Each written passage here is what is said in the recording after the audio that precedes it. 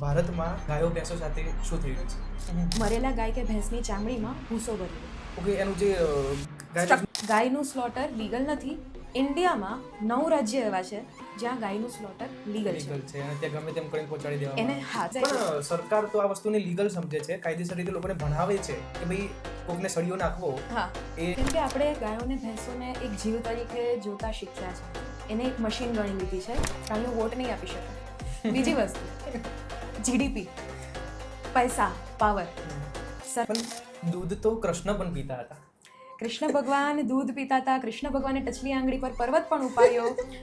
પણ એ તો 100 માંથી લગભગ એક જ ગાય ગૌશાળામાં, કેમ કે ભારત કદાચ મેં સાંભળ્યું છે કે બીજા ત્રીજા નંબરે હોય છે દર વર્ષે Yes. ભેંસનું માંસ એક્સપોર્ટ કરવામાં. એમાં ગાયનું માંસ પણ છે જે ડેટામાં જે નથી હાઈટ છે, આવેલું. જે જે હાઈટ hidden.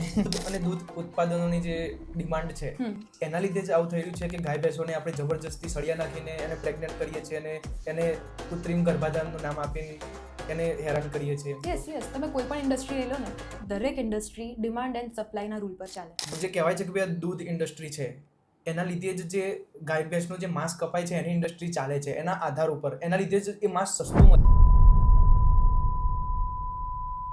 યુટ્યુબ પર સર્ચ કરો ધ ઓનેસ્ટ ગુજ્જુ અને આ પોડકાસ્ટ જોઈ લો.